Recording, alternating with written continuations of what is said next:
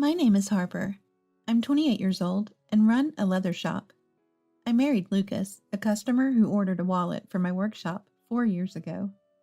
We have 3 children, Oliver 14 and Mason 12, Lucas's sons from a previous marriage, and Noah, our 3-year-old. Lucas owns a pizzeria.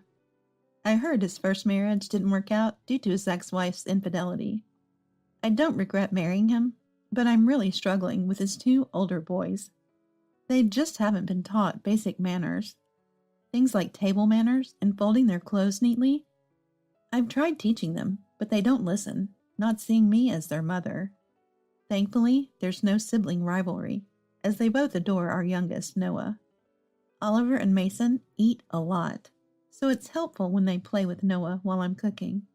But beyond that, they seem to harbor some hostility towards me. Their speech and thought patterns are just like their father, Lucas. I thought I was marrying a reliable leader before our wedding, but he became more commanding after we tied the knot. He must have always been self-centered. Since Lucas talks to me in such a manner, the kids probably think it's acceptable. Lucas comes home late, so the kids eat dinner before him. I'm teaching Noah how to use a fork and spoon, but Oliver and Mason complain about it.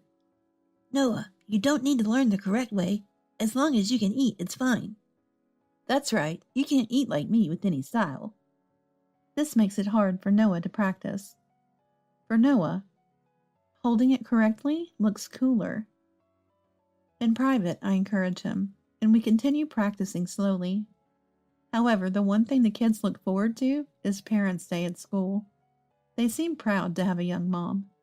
They check what I'll wear and how my hair will be styled for Parents' Day. After it's over, they wait for me and make a show of our close relationship, but in a soft voice. We call you Mom, but we don't consider you our mother, they always say. I reply, okay, I'll keep trying until you accept me. I plan to raise them equally with Noah. Lately, Oliver, maybe in his rebellious phase, seems to disdain me, almost like he sees me as a servant. I feel a growing distance between us. Initially, I tolerated it, as typical teenage behavior, but it became too much, so I talked to Lucas.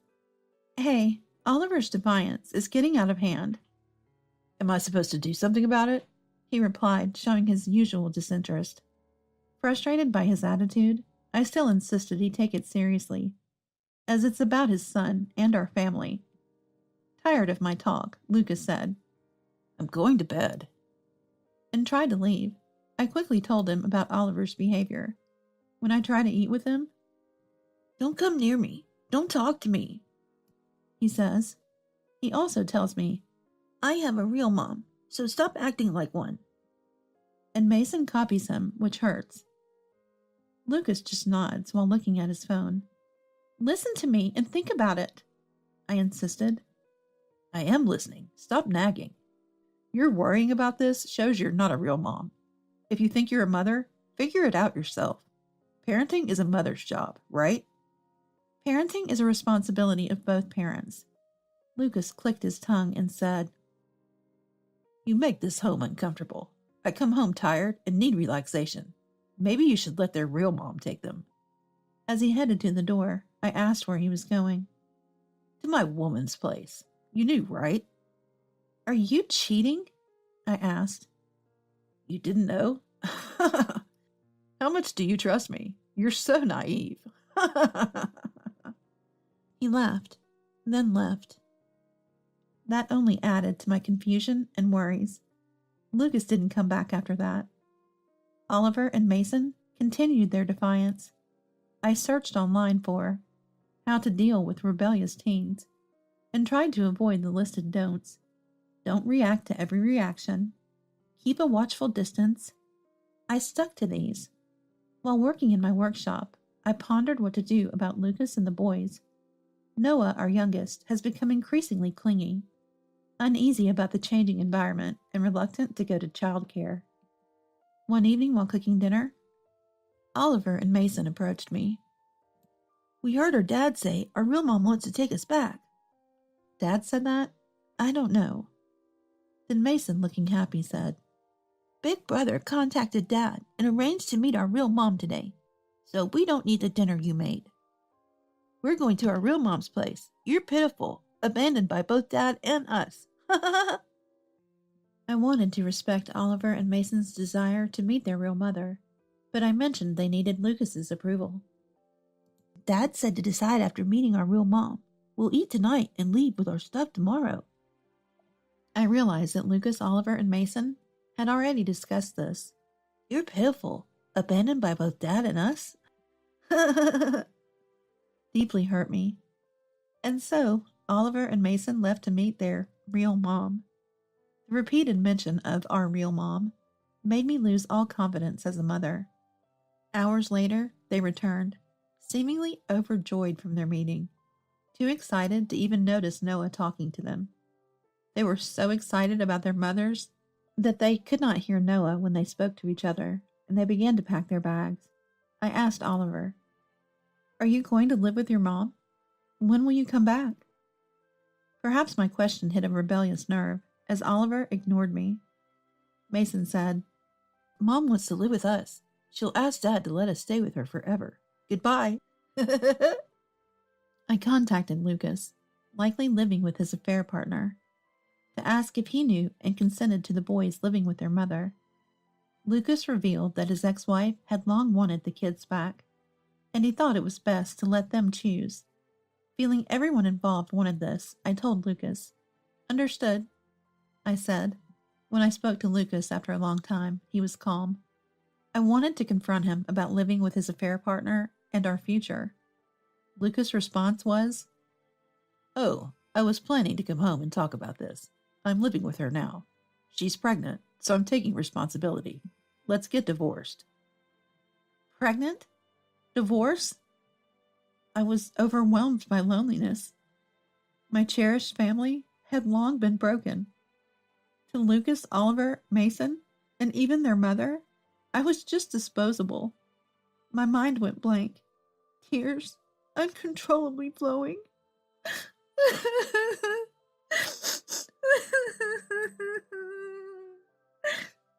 I had considered overlooking the affair for the kids, but a pregnancy was too much.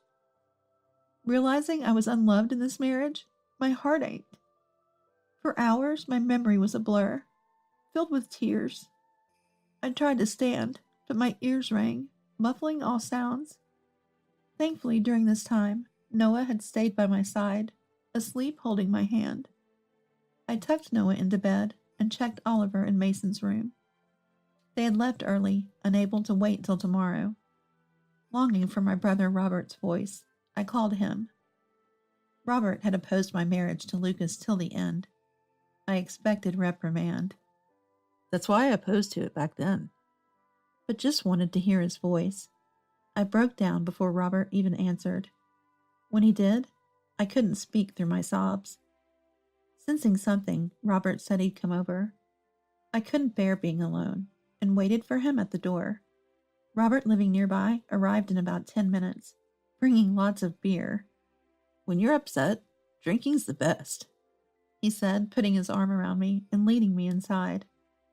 He went into the kitchen, checked the fridge, and started cooking with what was available. "Stop crying before the food's ready. You'll make everything too salty," he joked, trying to cheer me up. Noah woke up, delighted to see his favorite uncle.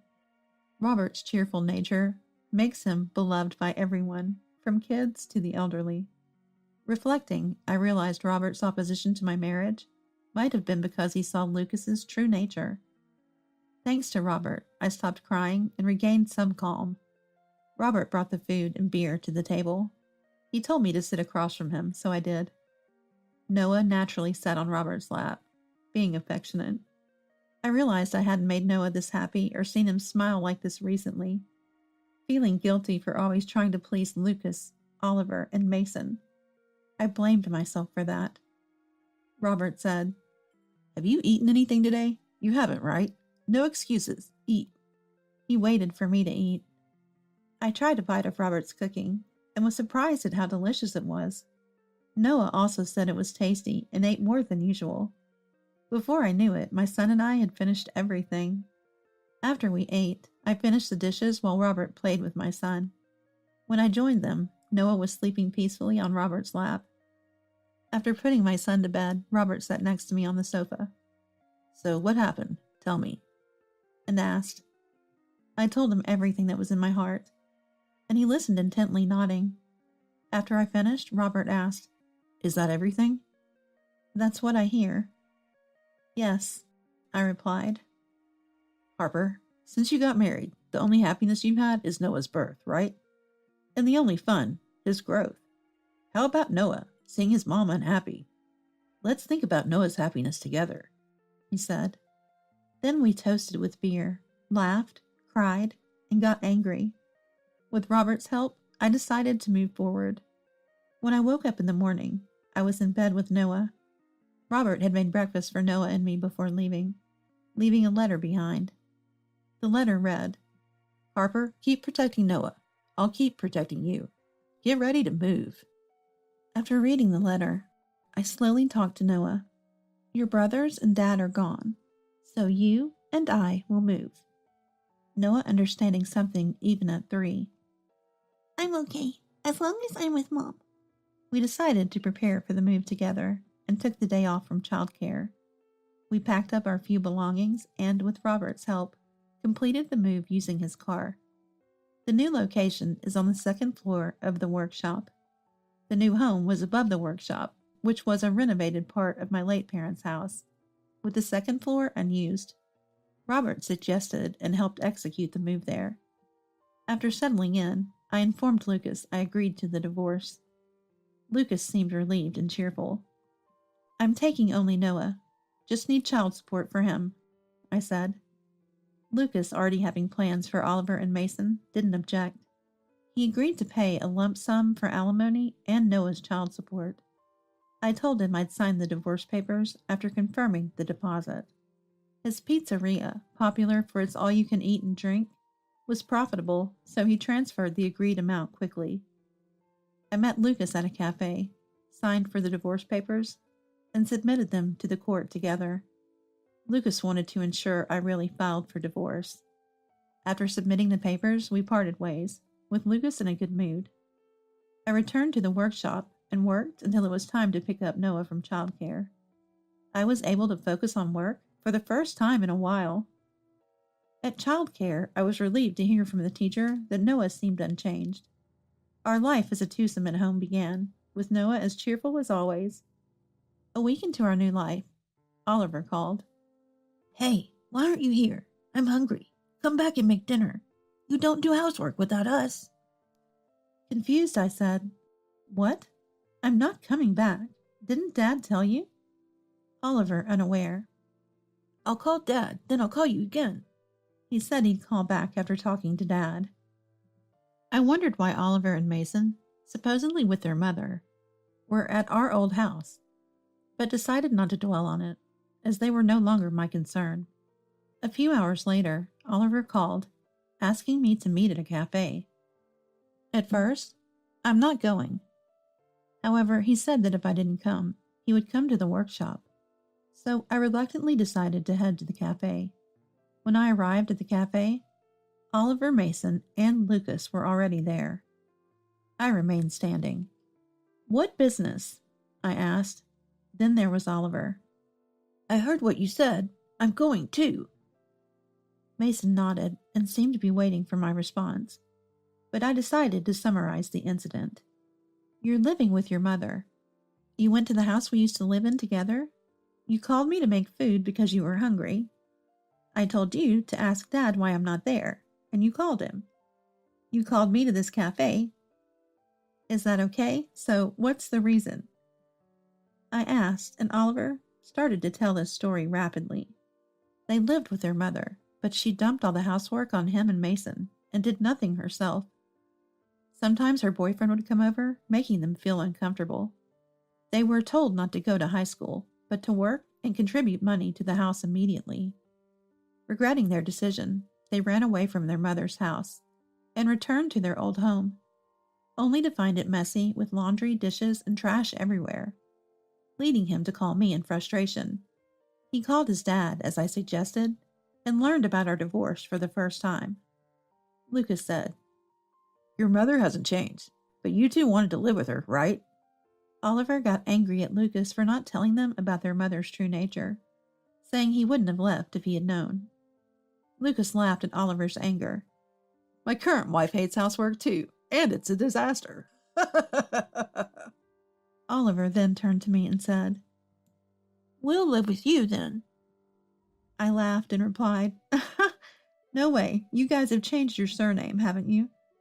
Didn't you know? Oliver was stunned. Well then, there's nothing more to talk about, so I'm going home. When I tried to leave, Lucas said something unbelievable. Let's go back to the original family. Harper, you and the boys can come back. I'll kick out my current wife, since she's unfit. Oliver and Mason looked at me expectantly, waiting for my answer. After sighing, I said, I only need Noah as my family. Remember what you did to me? Can you really say that after recalling everything? Who would want to return to that hell? And finally, with more anger than I expected, I said, Enough of your jokes. Now it's my turn to leave you behind. I left the cafe. As the door closed behind me, I heard the sound of glass breaking, Oliver's yelling, and Lucas shouting, Stop! I didn't look back and went home. Since then, I've had no contact from Oliver or Lucas, and I'm living happily with Noah. I asked the cafe owner what happened after that incident. The police came due to the family fight, and both father and son were taken away. The owner billed them for damages and got paid. I also learned about Lucas, Oliver, and Mason's current situation. Lucas apparently cheated again and left home. He ran his business poorly, causing food poisoning, and had to close down. Oliver and Mason went back to their mother. Lucas's new wife, who was after his money, disappeared when the money ran out. Her pregnancy was a lie. Thinking about how I was once part of such a troubled family makes me shudder. I could only be grateful to Robert for rescuing us. Thank you, Robert. I found your child on the balcony, so I brought her here. In the middle of a freezing winter night, the doorbell rang. When I answered it, a police officer was standing there. I didn't understand what was happening. After all, my only daughter was sleeping beside me. The officer had him with a girl about 5 years old, her lips blue and shivering coldly. She's not my child. I don't know this girl.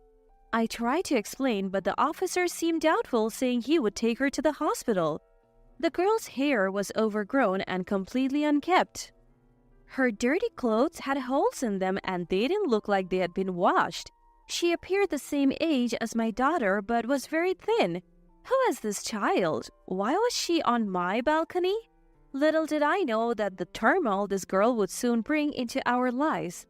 My name is Janice. I'm a 32-year-old office worker. I lived on the first floor of an apartment that my parents bought for us, with my high school classmate husband and our 5-year-old daughter, Susie. My husband was also a company employee and often traveled for work. Being a good person, he would cover for his colleagues even on his days off, so he was often away. One day, while my husband was on a business trip, my daughter and I were home alone when the doorbell rang. In the middle of a freezing winter night, I wondered who it could be, and looking through the doorbell camera, I saw it was a police officer. I was baffled by this unexpected visitor, but when I opened the door, he said, I found your child on the balcony, so I have brought her here. I had no idea what he meant. Yes, my daughter is sleeping inside the house. What? The officer's eyes went wide, but I was the one who was really shocked. How had that girl gotten onto the balcony while I was asleep? I hadn't heard a thing. The officer had with him a girl about 5 years old, her lips blue and shivering uncontrollably. It had been so cold that it seemed like it might even snow, so it was no wonder. She's not my child. I don't know this girl. The officer seemed skeptical even after what I said, but he stated, I'm taking her to the hospital now. The girl looked so cold and pitiful that I brought a warm blanket from the back of the room and wrapped her in it. Her hands were like ice, so young, yet holding back tears and biting her lips without making a sound. Her hair was messy and her collar stained. Hole-ridden clothes showed no signs of having been washed. She looked incredibly thin and pale, as if she was malnourished. Who is this child? Why was she on my balcony? I couldn't help but wonder, and my heart ached thinking about a girl the same age as my daughter in such pain. I couldn't sleep much that night, worried about her. And morning came, that's when I got a call from my husband. Anything unusual happened while I was on my business trip? Well, yes, a strange girl was on our balcony. The police took her and they're taking her to the hospital. I was so surprised. Why didn't you take care of her yourself? What? But she's a stranger. What could I do? You're a mother too. You should have taken care of that little girl instead of handing her over to the police. Isn't it sad? I was baffled by my husband's sudden anger. Why did he know the girl was young? We hadn't even talked about that. I questioned him, but his answer was lacking in clarity. No, actually, she's the daughter of an acquaintance of mine. Her mother's gone, and I felt sorry for her, so I brought her yesterday. I thought you would take care of her. What? You weren't on a business trip? You need to explain the situation clearly. My husband apologized, but I couldn't believe that he had left such a small child on the balcony on such a cold day. Even if he had dressed her warmly, she could have easily frozen to death. So, what are you doing and where are you now? My husband said he was in the middle of searching for the girl's mother, but I felt like he was hiding something. Later on, after returning from his business trip, my husband gave some explanation, picked up the girl from the police, and shockingly left her with me. Did you find her mother? What about her father? No, I haven't found them yet. The father, I don't know. So, who's the acquaintance you mentioned? Well, that's just a casual acquaintance. Let's leave it at that. I'm going on another business trip soon. Wait a minute, what about this girl? My husband ignored my plea to stay and left, leaving the girl behind. I felt something was off about my husband's behavior, so I searched through his belongings and found something in the inner pocket of his suit. Shocked by the content, I quickly called my husband, but I couldn't get through to him. Suddenly, I noticed my daughter Susie and the little girl looking up at me anxiously. What's your name? Ashley? Ashley nervously answered in a small voice, told me she was the same age as my daughter, 5 years old. When I smiled gently at her, she looked at me with surprise, then laughed cheerfully, clutching her rumbling stomach. You must be hungry, right? Yes. I made Hawaiian plate lunches for my daughter and Ashley. They stared at the food in curiosity and then began to devour it. They ate so fast that their faces were covered in sauce. As I reached out to wipe her face with a tissue, Ashley quickly brought both hands to her head, covering it as if protecting herself. The motion gave me an uneasy feeling. It's all right, I'm just going to wipe your mouth, I said gently. With a relieved expression, Ashley turned her face towards me, and after I wiped off the sauce, she began to eat her Hawaiian plate again. After finishing her meal and wearing a completely satisfied expression, it was time to do something about Ashley's dirty body. As I started to undress her for a quick shower, I involuntarily gasped at the sight of her body. What is this? There were countless bruises as if she had been beaten and pinched. Trying not to show my agitation, I led her cheerfully to the bathroom. As I tried to wash her body, Ashley said, "It's okay, I can do it myself," and started to wash her body with cold water. Wait a minute, what are you doing? I accidentally snapped. She looked up at me with a puzzled face and said, Ashley always does it like this. What? Washing your body with water? I asked. She nodded at my question, and as she tried to pour cold water over herself, I hurriedly stopped her and washed her whole body cleanly with soap. Afterwards, I poured warm water over her and she murmured, "It's warm," with a contented look. It turned out that she rarely got to shower at home, and when she did, her mother would tell her to wash with water. The fact that she accepted this as normal without questioning, it made my heart ache. After the bath, I dressed her in my daughter Susie's clothes and neatly arranged her hair. Ashley looked completely transformed. My daughter and Ashley looked just like sisters when they stand together. I looked at my daughter and Ashley, whose faces seemed to remind me of each other with a warm smile. Ashley was an obedient and gentle child, and I could tell she was longing for affection. She would come by my side as I cooked, tug at the edge of my skirt and laugh. And when it was time to sleep, she would hold my hand and never let it go. Susie also grew fond of Ashley, and the two became close like real sisters. A week went by and I still couldn't get in touch with my husband. Ashley's mother said she knew my husband, but I couldn't keep caring for a little child on just that information. I gave up on contacting my husband, consulted the police, and Ashley had to be sent to a facility. Tears rolled down her big eyes and my heart ached watching her look back at me again and again as the people from the facility took her away. Time continued to pass without any news from my husband until I finally made a decision. 9 years later, I was living with my parents, my daughter Susie, and Ashley in our family home. I had actually adopted Ashley after she was taken to the facility. My parents in our family home treated her like their real grandchild, saying, "She came to us for a reason," and showered her with love. The two girls grew up as sisters and blossomed into beautiful young women.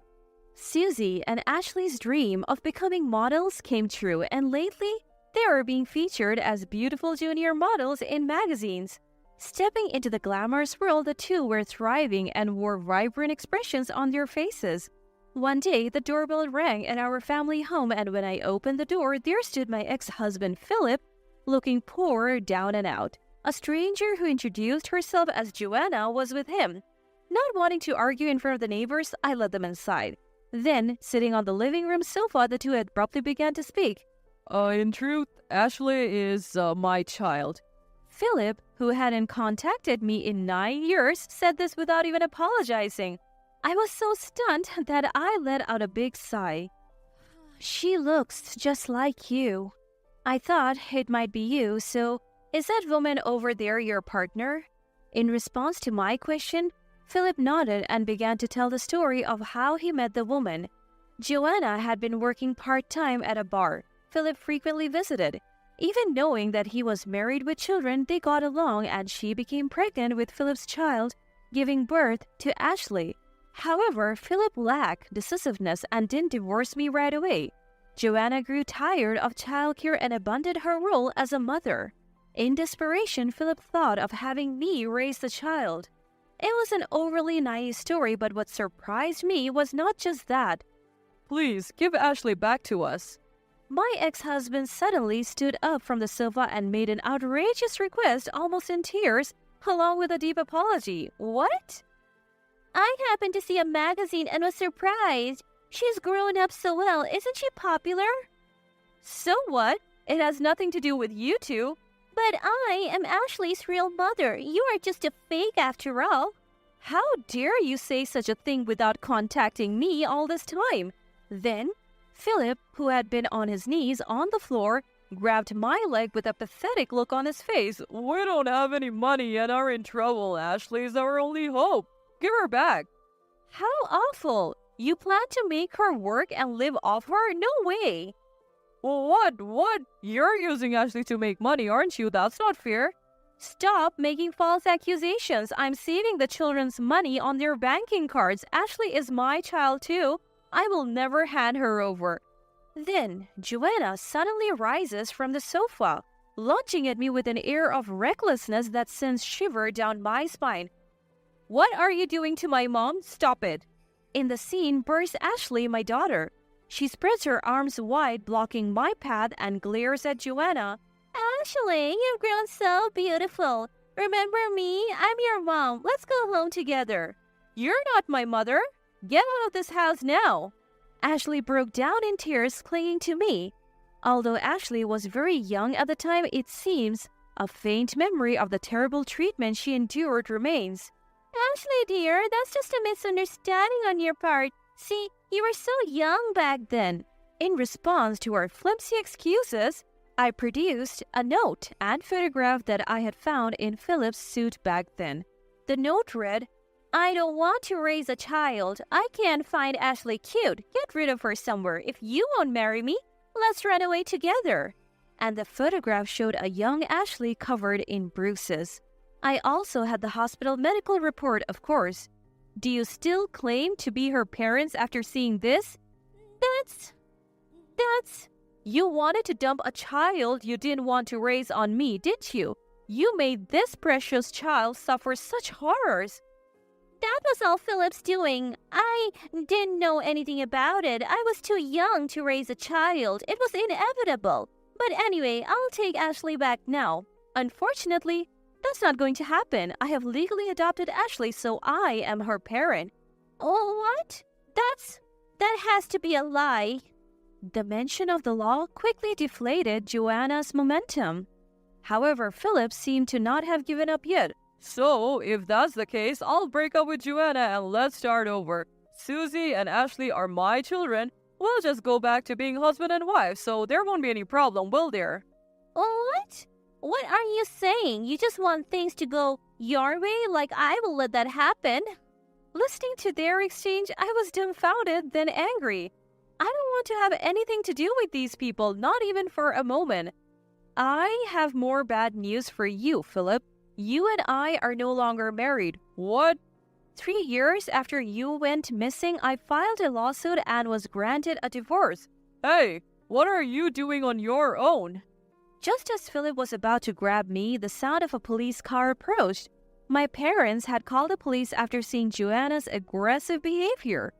Well, the police are here now, so please don't come to our house again. No way, please forgive me. I'll give up on Ashley, but at least lend me some money.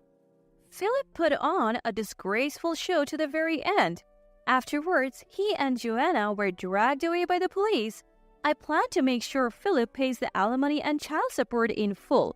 The two of them, cut off even from friends and family, will likely continue to struggle. Though there's been much turmoil, the little girl who once trembled in fear has grown splendidly. I will live happily with my parents and 2 loving daughters, looking forward to the future they speak of so full of dreams. When is Teresa ever going to leave this house? It's quite embarrassing to have a shut-in neat around the house. Have you planned your move yet? I'll be out of here by today. I can't stand the sight of you, Lenny, anyway. It was clear to anyone that Lenny, my sister-in-law, who ridiculed me with a smirk, was trying to take over our house. However, there was a reason I decided to move out and let her have the house. I had a firm belief that Lenny would not be able to live in this house for long. My name is Teresa. I live with my dad, Mom, and Lenny, my brother's wife. My brother was assigned to work overseas shortly after getting married, and Lenny firmly refused to live abroad. Lenny ended up living in our house, shamelessly so, despite being in the so-called newlywed stage and living separately from my brother. I remember well the day Lenny came to our house. She brought a lot of luggage with her and said without any remorse, "Edwin has gone overseas, so his room is vacant, right? I've decided to live there." My parents and I were baffled when Lenny came to the house without any prior discussion. When we called my brother to ask for an explanation, he was also surprised by Lenny's actions. Though my brother, who had just been assigned overseas, did respond, it was ultimately up to my parents and me, who were in direct contact with Lenny, to have the discussion. After getting married, Lenny was supposed to live in the house where my brother lived alone. However, when we asked why she suddenly came to the house, Lenny said the room was too small. I had been to my brother's room, and it didn't seem too small. But Lenny had already unilaterally terminated the lease of my brother's room.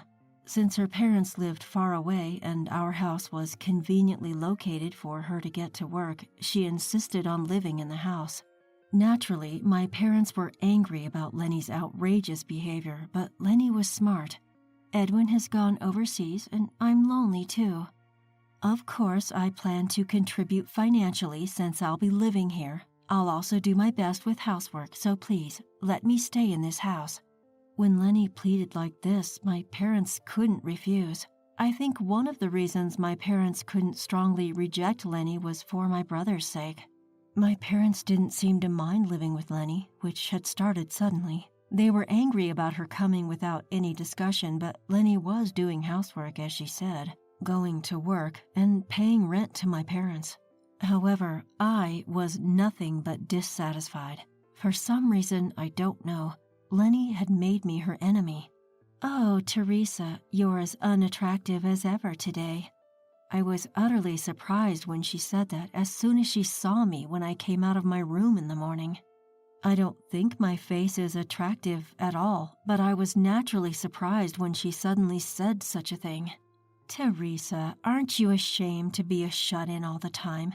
Edwin is so respectable, going on an overseas assignment, and my in-laws have earned enough to live in such a large house, while you, Teresa, are just a neat, playing at home all the time. I would be too ashamed to stay in such a house if I were you." Today, my parents were at work and Lenny seemed to be off. Is she assuming I won't tell our parents about her nasty words? No need to feel embarrassed. I'm not a neat, I answer, laughing internally at her absurdity. Sure, my job requires me to be at home a lot, but that doesn't make me a neat. But my sincere answer simply triggers a burst of laughter from Lenny. "Oh, come on, Teresa. Your brother's a successful man, and I work for a prestigious company. Even your parents are respected employees. I understand you might feel a bit inferior, but there's no need to lie." "I'm not lying. I'm an influencer." "An influencer? Please, stop making me laugh. As if someone as plain as you could be an influencer. That's a job for gorgeous models." She responds, brushing her elegantly curled hair off her shoulder, ignoring my protests, and shoving past me. As she strides away, a heavy cloud of her perfume lingers in the air. "When will you finally move out, Teresa? It's so embarrassing to have a shut-in neat in the house. Have you found a new place yet?"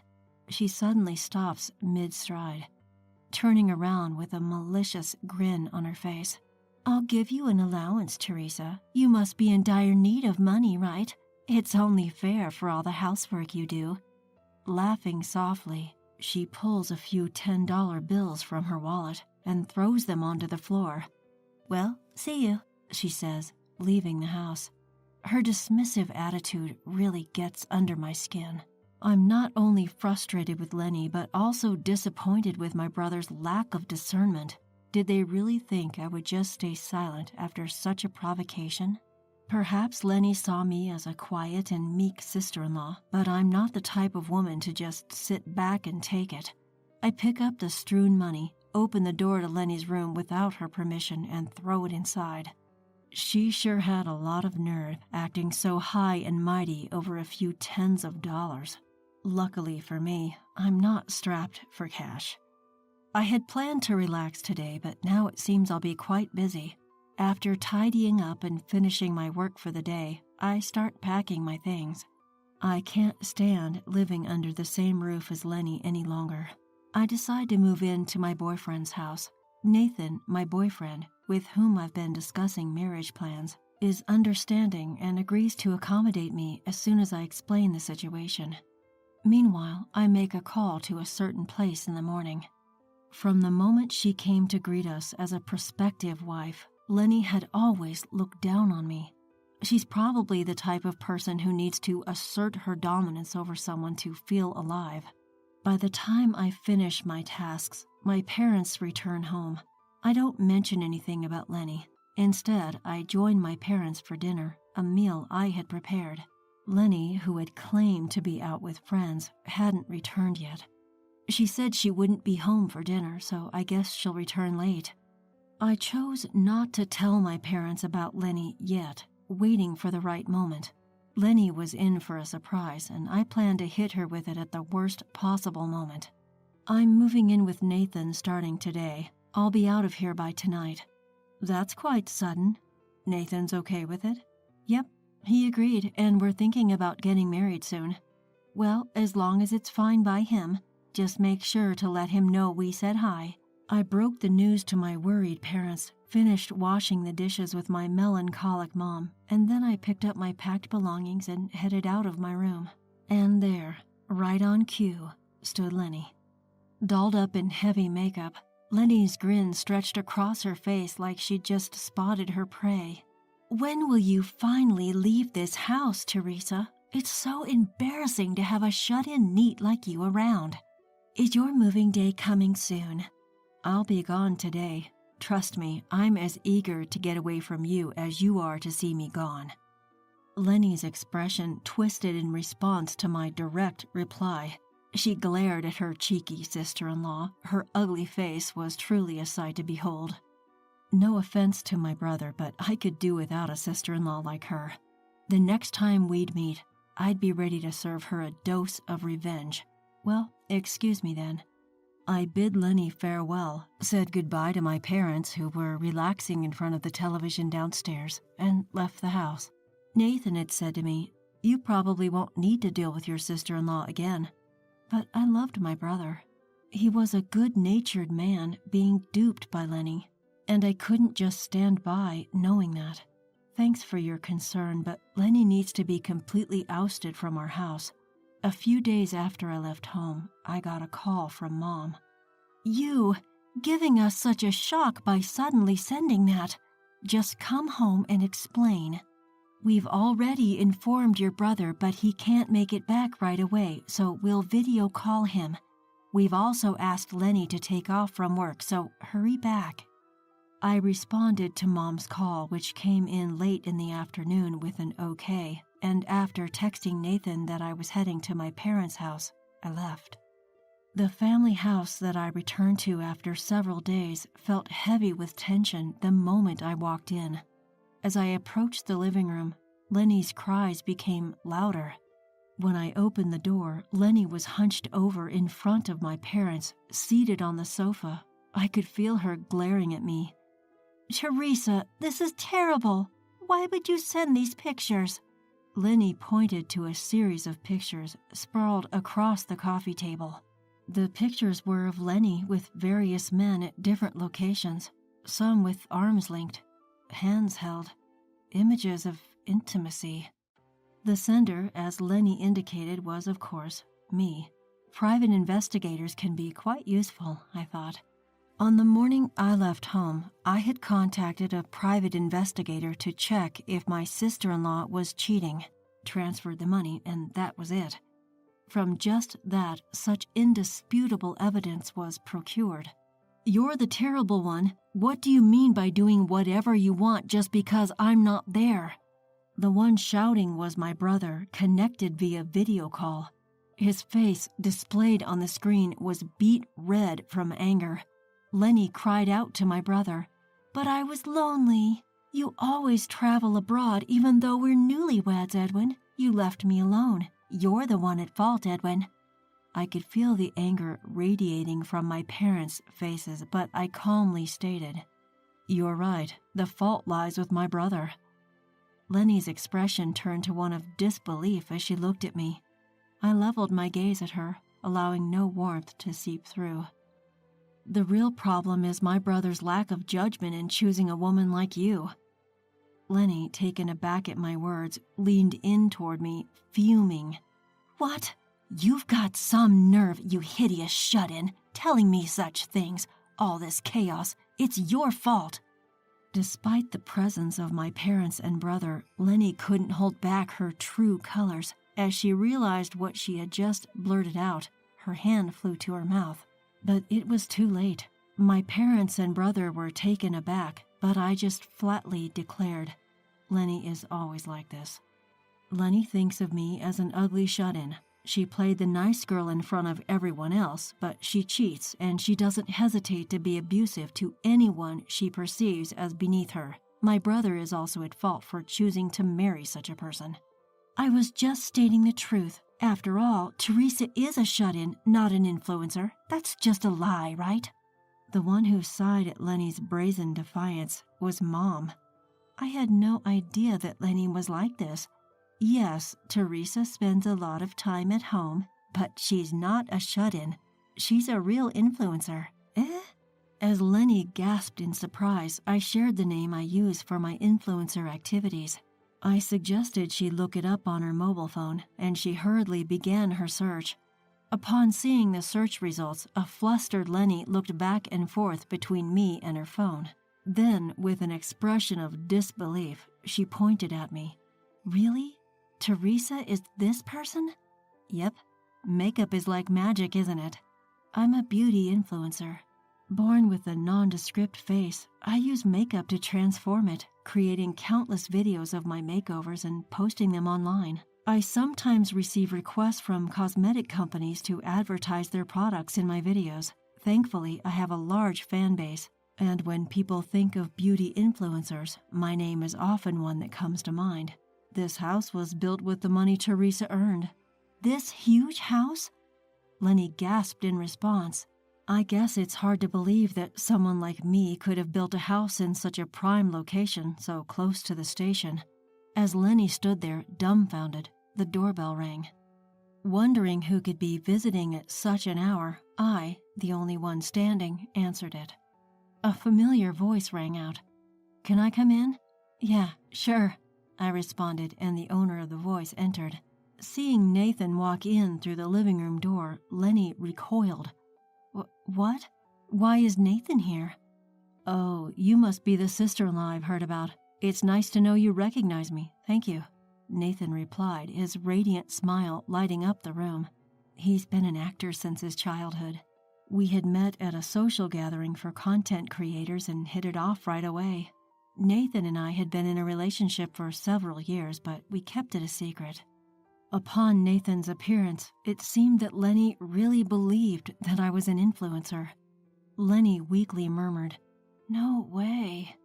From the other side of the screen, my brother told her, "This isn't a time for you to be upset about that." Things quickly spiraled from there. My brother declared to Lenny that he would demand a settlement and file for divorce. He was going to take a break and return to the U.S., and until then, he instructed Lenny to wait. Lenny's parents lived far away, so she had to stay at our house until my brother returned. With our parents looking at Lenny as if she were something disgusting, it was clear that the days until my brother's return would be harsh and painful for her. Once we confirmed that my brother had escaped a woman like Lenny, Nathan and I decided to head home. On the drive back, I asked Nathan, "Why did you come with me?" He replied, "I didn't want my future wife, Teresa, to be mistreated." I found myself smiling at Nathan's kindness. My brother returned to the States 2 weeks later. During that time, Lenny had apparently taken a leave and locked herself in her room. While drafting the divorce papers, she was said to be crying, "I love Edwin the most." But my brother didn't waver at all. After the divorce was finalized, Lenny apparently began living alone. But the men who used to entertain her wouldn't associate with her anymore due to the shock of the divorce and her subsequent weight loss. Unable to receive help from anyone, Lenny repeatedly called my brother, but he blocked her calls. Furthermore, he went abroad again, leaving Lenny with no one to rely on. She quit her job and returned to her parents' home. Ironically, Lenny, who used to mock shut-in neets, had become one herself. Since then, my brother has been careful about his relationships with women, but he met a wonderful woman abroad and married her. The new sister-in-law, a brave woman with beautiful blonde hair, is learning English so that she can communicate with me and our parents. In time, Nathan and I also got married. Our wedding made the news. The marriage of Nathan, who had been beloved since his childhood acting days, was celebrated, and I was accepted by the public as Nathan's wife. Now that everything is resolved and peaceful, my family and I are living happily. If you can't even clean properly, maybe you should just have an abortion. I mean, it doesn't bother me either way. How could you say such a thing? Unforgivable, just too far. My name is Alicia. I'm in my late 30s and I'm a company worker. I've been married to my husband Kevin for 5 years now. We don't have any kids yet. When we were getting married, Kevin said, "We're not getting any younger and we both want kids, so I'd like you to stay at home and quit your job." But I just couldn't give up my current job, so we've both been working. Now Kevin understands how I feel, and we're living harmoniously, sharing household chores. Even the notion of moving in with my in-laws was brought up once. My mother-in-law used to be a teacher. She said that when Kevin and I have a child, she'll help so I can continue working while raising the child. Her parents helped her when she was raising her children while working, and she wanted to pass on the support. For now, we're leaving things at, we'll think about it once we're blessed with a child. Kevin is quite dominant and expects me to follow a step behind him, especially around his family. Despite that, he is inherently kind, and we maintained an equal relationship at home. Lately, my health has been less than stellar. My stomach has been upset, I've been suffering from dizzy spells, and I'm irritable. At the end of my workday, I'm exhausted, and I can barely manage the household chores. Kevin has been very concerned, despite being tired from his own work. He helps with my share of chores, asks me what I feel like eating, and even goes out of his way to buy it. However, my health kept deteriorating, so he said, "You should see a doctor. If it's too much to go alone, I'll accompany you. I'm worried, please." He accompanied me to the doctor, and it turned out that I was pregnant. The cause of my poor health was morning sickness.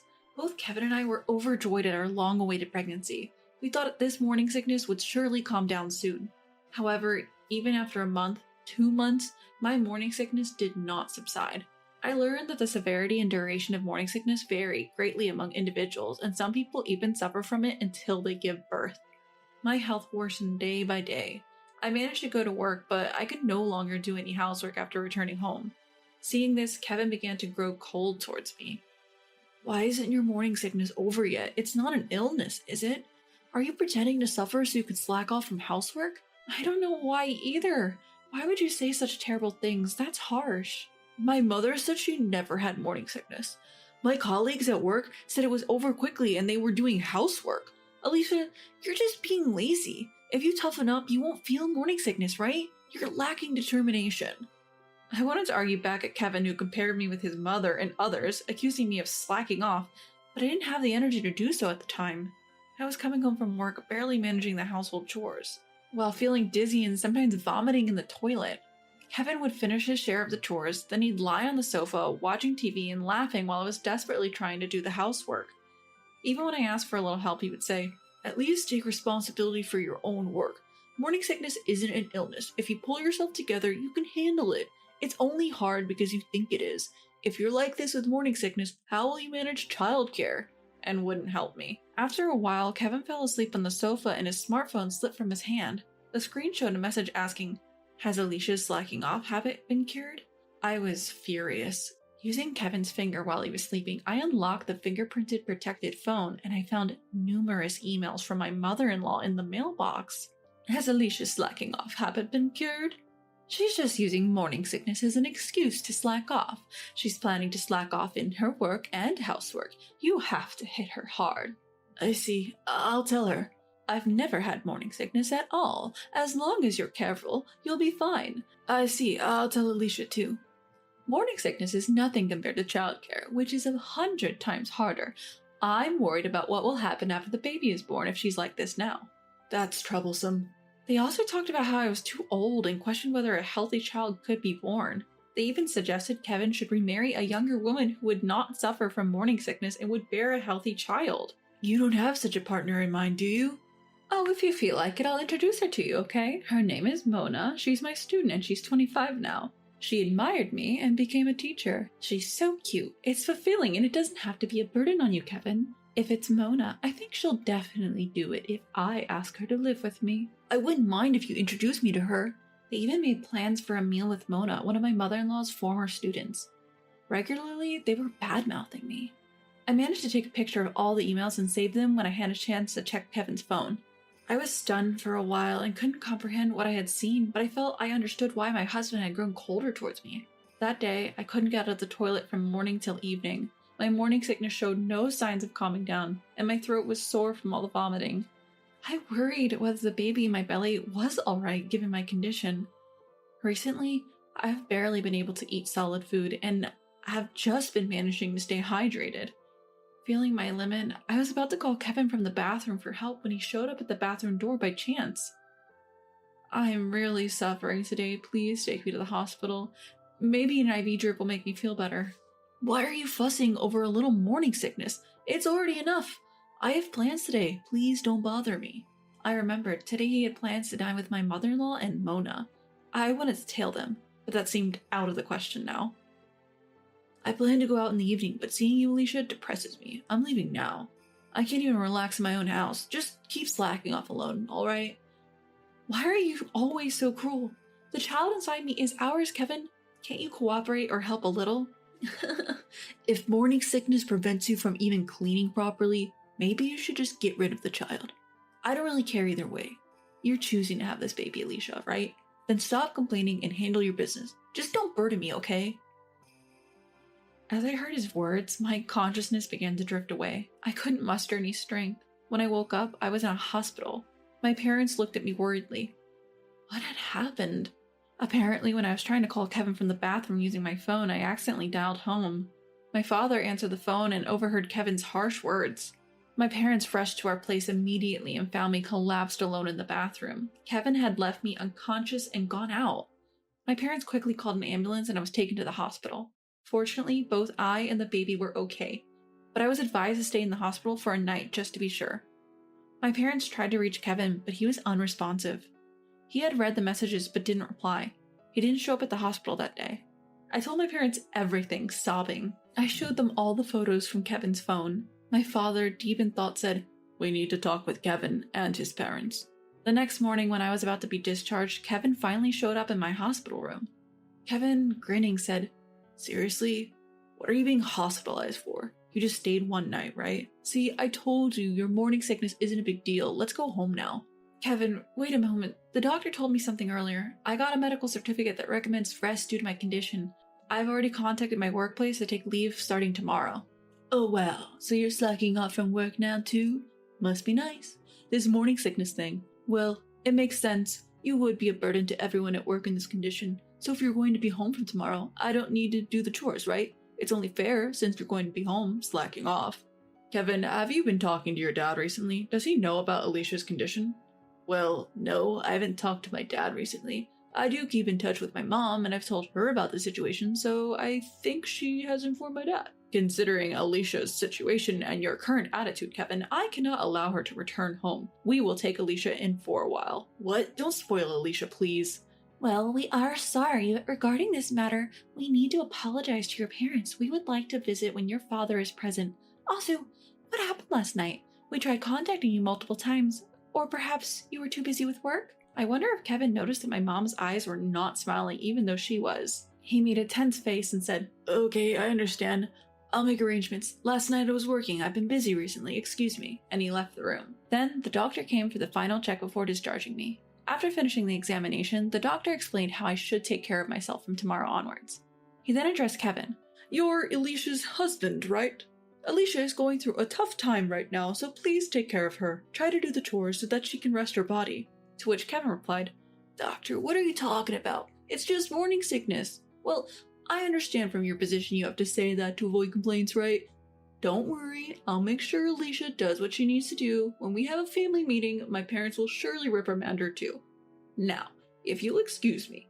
And he left. The doctor, puzzled, offered, "He seems to misunderstand something. Should I explain it to him more thoroughly?" My mother responded with a smile. "No, it's all right. We'll handle this on our end. I'm sorry for the unpleasant scene you had to witness." My parents seemed lost in quiet contemplation. A month passed and my health finally began to stabilize. The time had come to go to Kevin's family home and resolve things once and for all. That said, I hadn't been in touch with Kevin much in the months since I had returned home, and I had no idea how far things had progressed with Mona.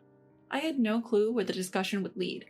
I'm sorry for the inconvenience caused by my extended stay at my parents' home due to morning sickness. It's not a bother at all. Are you feeling better now? Be careful not to push yourself too hard. While my father-in-law expressed concern for my health, Kevin and my mother-in-law gave me condescending smirks. Thank you. In fact, Kevin mentioned that Alicia's morning sickness was an act of indulgence, which is distressing for us as her parents. Morning sickness as an indulgence? Kevin, did you say that? Well, isn't that right, Mom? No, it just seems to be lasting too long. You're better now, aren't you, Alicia? That's good. My mother-in-law hastily tried to end the conversation. No, we need to clarify this, mother-in-law. You are worried that Alicia, being older, might not be able to give birth to a healthy child. You plan to arrange a remarriage between your young former student and Kevin? How far have the discussions with this young Miss Mona, was it, progressed? What is this all about? Has my wife really said such a disrespectful thing? No, it's not like that. It was a joke, a joke. A joke? Mom, what do you mean? We've already had a meal with Mona, and I really like her. After this, we will divorce Alicia for failing to do housework and claim alimony. Then I will marry Mona, right? At Kevin's words, everyone fell silent. An uneasy silence filled the air. My mother-in-law turned pale, and my father-in-law was red in the face. It seems there has been some outrageous discussions happening without my knowledge. For today, please go home. I will have a proper conversation with these two. I apologize for the situation. Once again, I ended up returning to my parents' house. I felt like I might never return to that house again. A few days later, I learned a surprising fact from my father. Kevin had received disciplinary action from his company. The reason was maternity harassment. He had committed maternity harassment against a woman in his department. It's evidence that you're slacking off if you get sick just because you're pregnant. Work is not your place to relax. If you don't want to work, then go home. He would assign heavy lifting tasks to visibly pregnant women. Can't you even do this? You're just a burden on the company.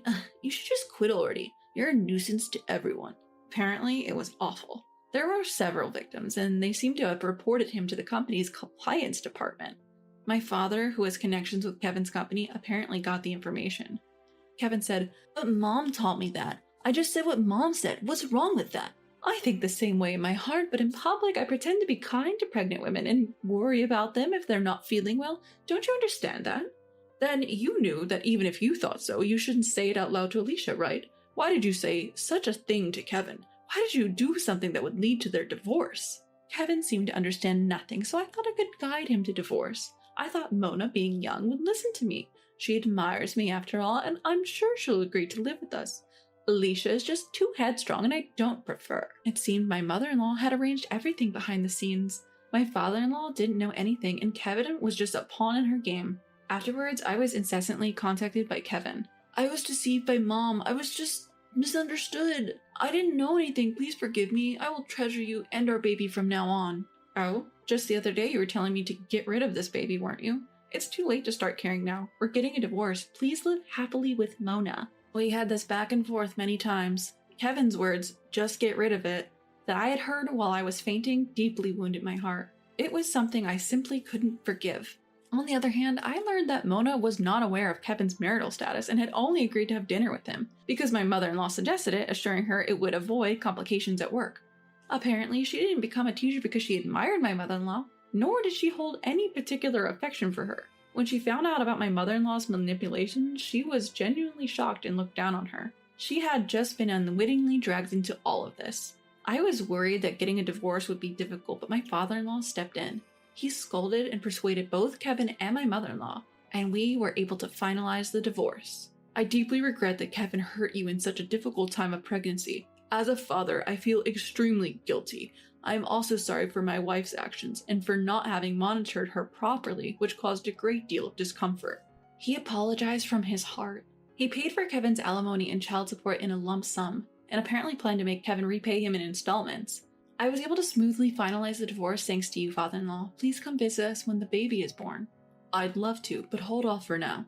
I need to straighten out Kevin and my wife and keep a close watch on them. Besides, if they found out I was secretly meeting you, they might go off the rails again. I don't want to expose you or my grandchild to any more danger." Kevin resigned from his job, which he had been disciplined at. He said it was too hard to stay at the company. He tried to find another job, but seemed to be having a hard time sticking to one. He's living with his mother under his father's watchful eye, and it seems he's having a rough time. Rumors about Mona's situation spread in my mother-in-law's workplace, and it seems everyone is giving her strange looks. The teaching world is a rapid turnover of school reassignments every 3 to 8 years, which apparently makes it easier for rumors to spread. Even without this rumor, my mother-in-law was already a dubious person, so people around her were likely thinking she might do something like this. I wonder if she was shocked to find out that Mona, whom she thought admired her, actually disliked her. Lately, she seems to have become very quiet at work. After safely giving birth to a girl, as expected, Kevin pleaded, "Please let me see my daughter. I have a right since I'm paying child support." I responded formally. Child support payments and visitation rights are separate legal obligations and not exchangeable. We decided during the divorce that you would pay child support and we would not have visitation. Therefore, I declined your request for a visit. After that, he stopped contacting me. However, sometimes I wonder if it was right to deprive my child of her father based on my feelings. After all, it was my mother-in-law who was the real mastermind, and Kevin was merely brainwashed. When I confessed this story to my mother, she said, "Indeed, Kevin is a kind person, but I wonder, who is he the kindest to? If he's kindest to you and his daughter, it might be okay to let him see her. What do you think? Indeed, Kevin is kind, but he's the kindest to himself. Or rather, he's only kind to himself. That's why when I was sick and became a burden to his life, he was filled with negative feelings towards me and ended up going along with my mother-in-law's plan. I can't trust the person who pushed me away when I was weak and needed help. I might ask my daughter if she wants to meet him when she's old enough to have her own opinions, but until then, I don't plan to let her see him." My world completely changed after my daughter was born. Parenting is really fun, but it's also very challenging. I plan to take maternity leave for a while to focus on parenting, and then return to work after leaving my daughter at daycare.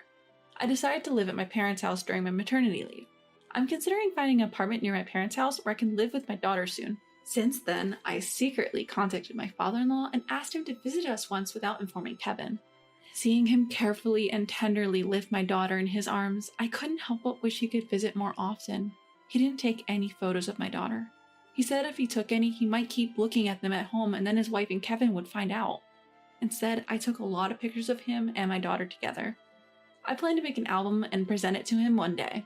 I'm incredibly fortunate. I have the support of my parents and a job to return to. Sometimes I wonder what would have happened if my morning sickness had been lighter and I had continued to live with Kevin.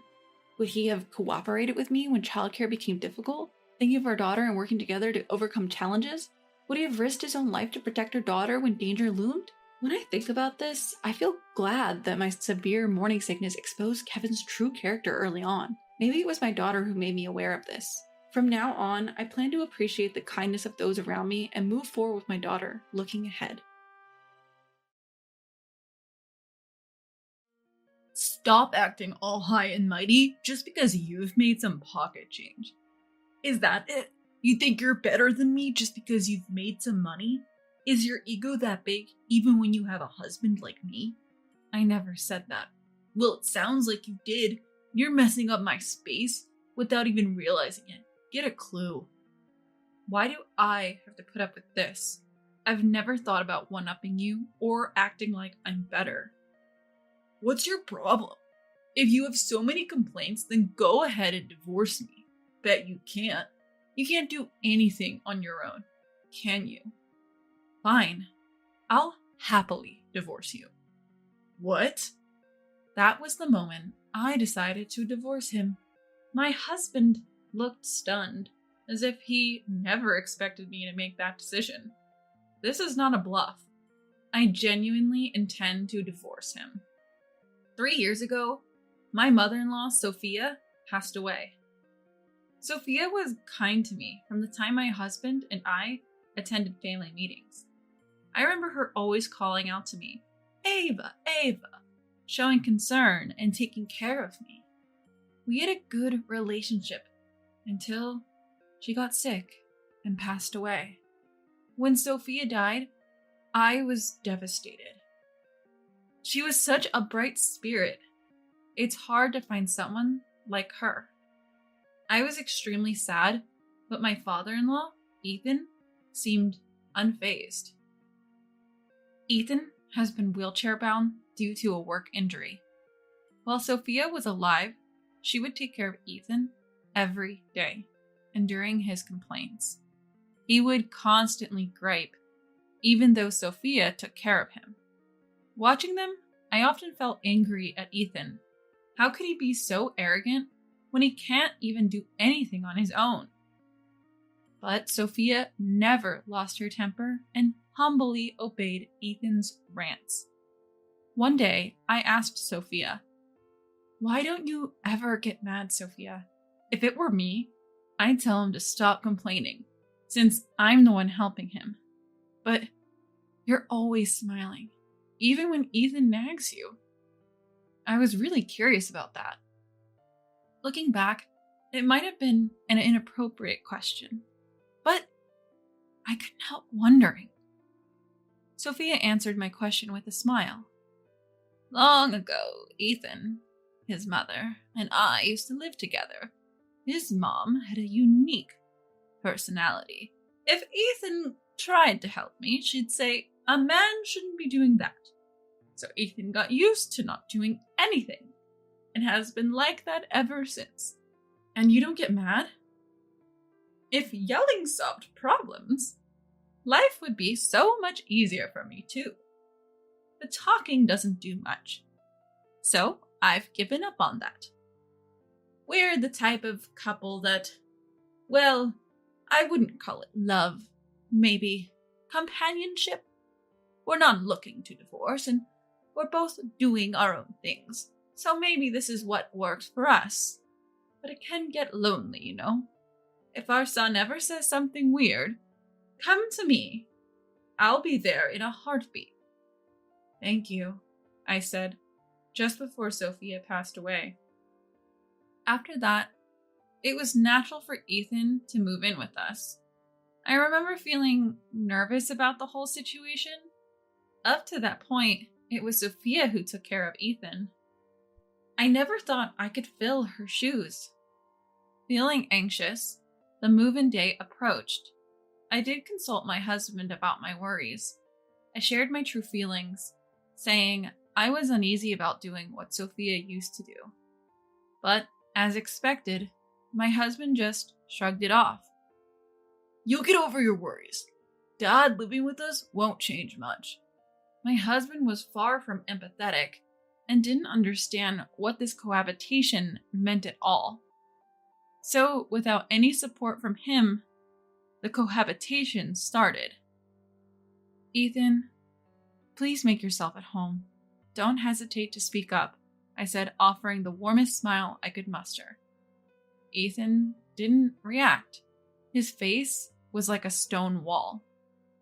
At that moment, I thought living together was impossible. But recalling what Sophia had done, I resolved to make it work. During one dinner, I served mostly meat dishes because I didn't know Ethan's preferences, but he complained. Is meat all you can cook? What? Didn't it suit your taste? I asked. It's not that. I'm just tired of all this meat. My wife cooked way better meals. How can you be so bad at this? I'm sorry. By the way, what do you like or dislike, Ethan? I don't have any particular likes. If I had to say steak and alcohol, I hate pizza. Got it? I'm only saying this once. The first time he genuinely spoke to me, and this is what he had to say. I was stunned and couldn't respond. It was only a week into his living with us. I thought it was impossible, but then considered maybe all I needed to do was diversify the meals. But Ethan found reasons to complain about everything, like his personal items and laundry. I used to do the laundry and leave it folded in Ethan's room, but one day he claimed his socks were missing. It was strange because they were there just the other day and somehow I got blamed for it. Of course, I denied it.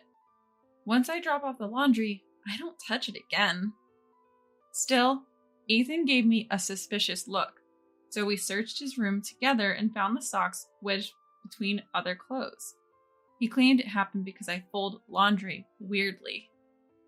That was the last straw for me, so I let out all the frustrations I had been holding back. Ethan, did you ever consider you moved them yourself?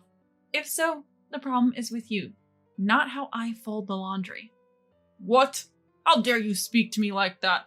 Apologize right now. Unacceptable. Now I understood why Sophia gave up on Ethan. He is unyielding and won't change his ways for anyone.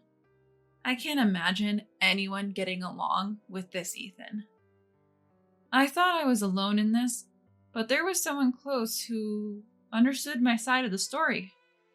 It was my husband. The two of them get along great and often share drinks. That would be fine, but together, they look down on me. I've thought about ending it all, even divorcing, countless times. One time, I reached my breaking point when I was treated like a servant. Ethan, do you really dislike me that much?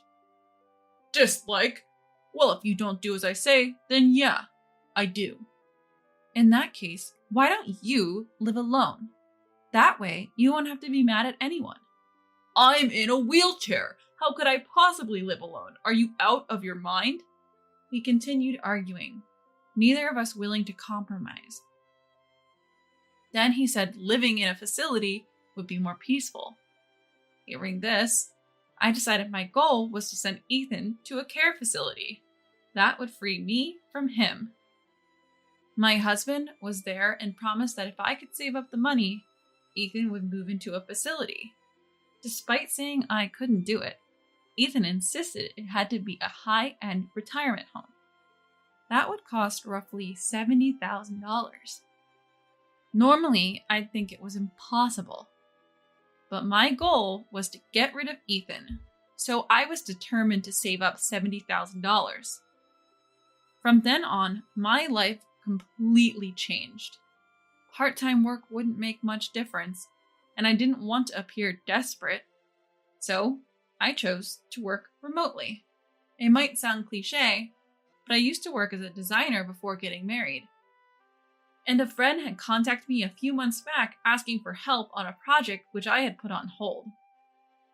I decided to take the job because the time coincided with us all moving in together. The pay was really good. I started saving up money this way. It took me about a year and a half. I think I did it pretty quickly, but that's because I was extremely frugal. I took my banking card and went to talk to my husband and Ethan, who were having a friendly chat. When I joined their cheerful atmosphere, both of them glared at me. Can I talk to you guys for a second? What's up? Is it so important that you need to interrupt our conversation? It can't be that big of a deal, right? Since they didn't seem to want to listen to me, I showed them the banking card. Do you remember the talk about the facility a year and a half ago? The facility? What are you talking about? Oh, you mean the talk about whether Dad should go into a care facility? Yeah, that one. It was a $70,000 facility, remember? What about it? I've saved up the money. Take a look at this banking card. Huh? Ethan looked puzzled as he took the banking card. When he flipped to the page showing the current balance, his eyes widened in astonishment. What? No way! How did you get this much money? Wait, what's going on, Dad? Are you serious? Where did you get all this money? Of course, I earned it. You've seen me working on the computer at home, haven't you?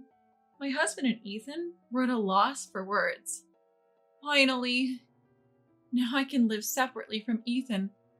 I felt bad for Sophia in heaven, but I had to do this, or else I'd go crazy. Then Ethan, who had been looking at the banking card, threw it. Don't act so high and mighty just because you saved up some change. I'm not going into any facility with this. Why? You said you'd go if it was a $70,000 facility. The price has changed a bit, but it's still enough.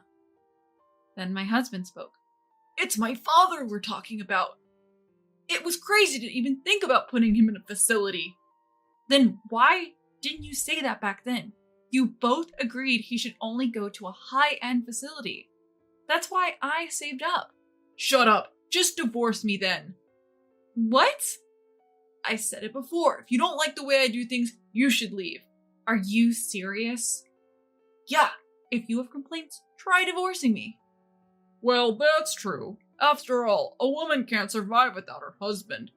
My husband and Ethan laughed at me. I finally made up my mind. I'm fine with divorce. Fine. I'll happily divorce you. What? Are you serious? Absolutely. I'll start the paperwork later. From tomorrow, I'll start moving my stuff. Hey, if you're joking, stop it.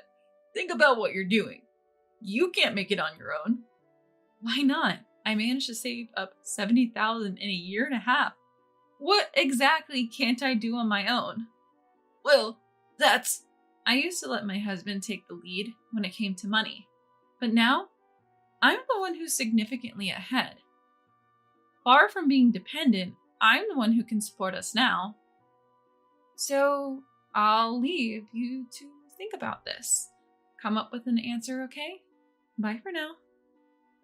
With that, I left our home and went back to my parents' house. I had already filled them in on the situation. I told them about the frequent argument with Ethan and how moving his dad into a care facility might change things. But it turns out that not only did things not improve, but Ethan also refused to put his dad in a facility. I couldn't spend any more of my time on those two. A week later, my husband reached out asking to come over and talk. I thought it was a good chance to see what he had been contemplating over the past week, so I returned home for a brief visit. As soon as I walked in, I noticed something was off. The faint smell of garbage wafted from the entrance, and laundry was scattered everywhere. Dirty dishes still filled the kitchen. It wasn't the same home I left a week ago. I figured, this is what happens when two people who don't do chores live together. We decided to talk in the bedroom, which was still clean, and right away, my husband pleaded for me to come back.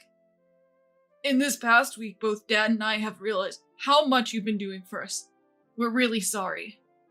Then Ethan rolled in on his wheelchair. Look, I guess I've been in the wrong too. How about we both make some changes and live together again?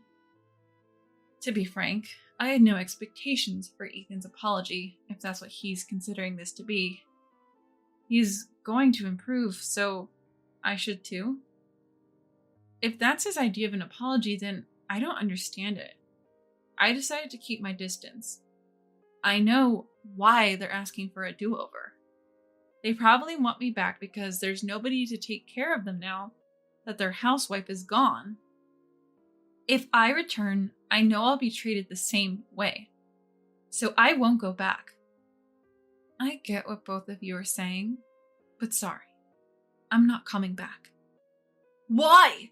We're apologizing. Isn't that enough?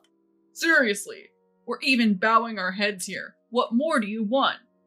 Oh, Dad, don't say that. See, that's the attitude I'm talking about. Ethan, is this your idea of an apology? It's the same as always, so I assumed you didn't reflect on anything. What? So you just want me to take care of the house because you can't, right? You can't handle Ethan, so you'd rather leave it all to me and go off doing whatever you want? You even considered putting him in a facility and you dare say, he's my dad, you know? Maybe you should refrain from making such reckless statements without understanding the reality. Ugh. Having said my piece, I handed the divorce papers to my husband. Whoa, are you serious about this? I've told you, yes. I'm serious. You were the one who said, if you have complaints, then let's get divorced, right? Well, I have a lot of complaints about you too, so I've decided to get a divorce. Do you understand now? Unable to take back his words, my husband was silenced. Don't ever think that being the breadwinner puts you in a position of power. It's true, housewives do depend on their husband's earnings, but at the same time, you're able to work because the housewife takes care of every aspect of your life. If you don't get that, maybe you two would be better off single. Poor Sophia up in heaven must be feeling sorry for you. Bye now, you two incompetents. And so, the issue came to a close. Later on, my husband apparently decided he had to act and started making arrangements for Ethan to enter a facility. Ethan strongly opposed the decision, leading to a big fight between him and his dad.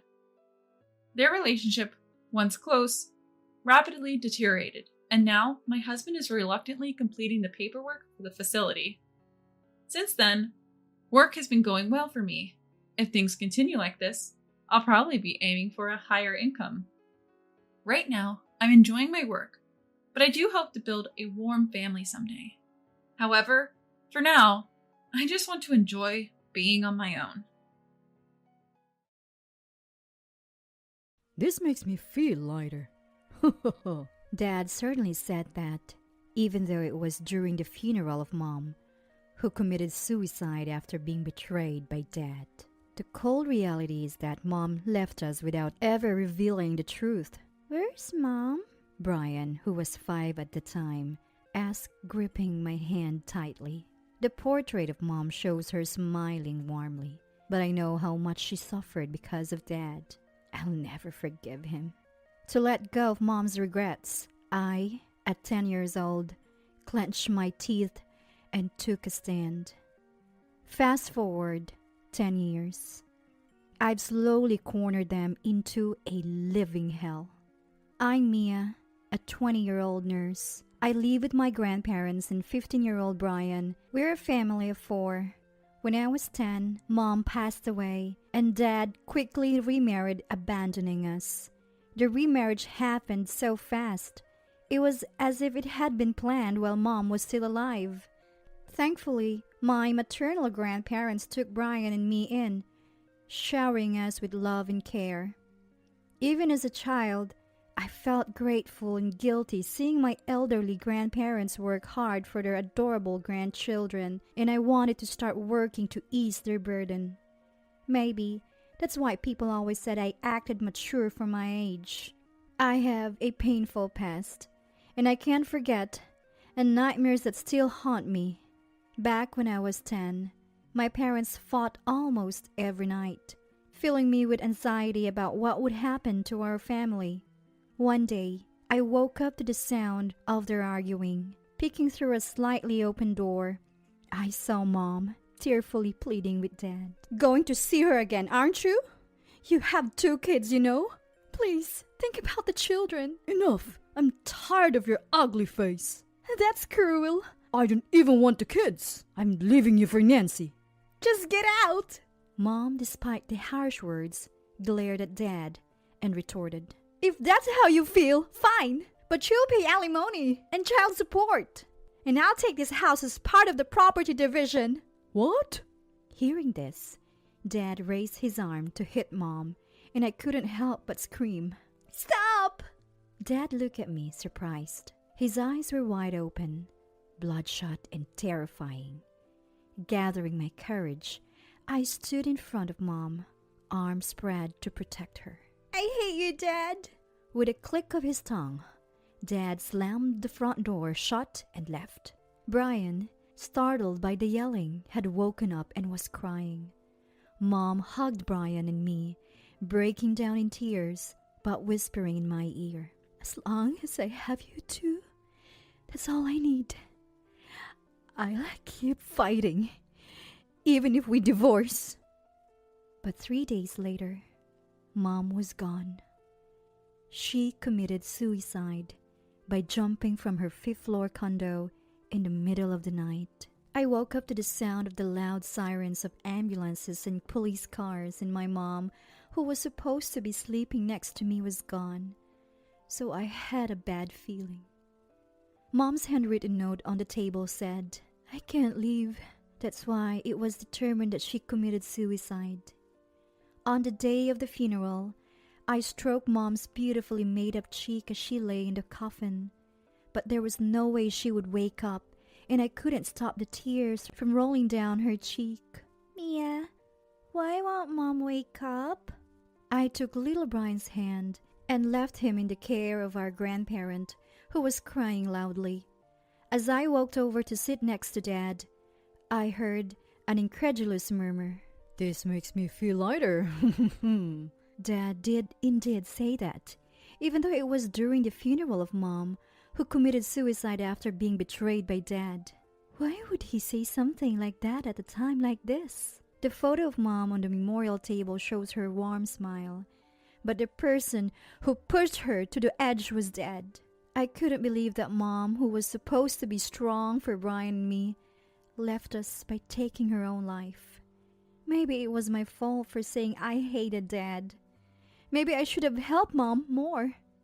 Even though I was young and struggling, Dad had this smug grin on his face. Something's not right. There must be some hidden truth to all of this.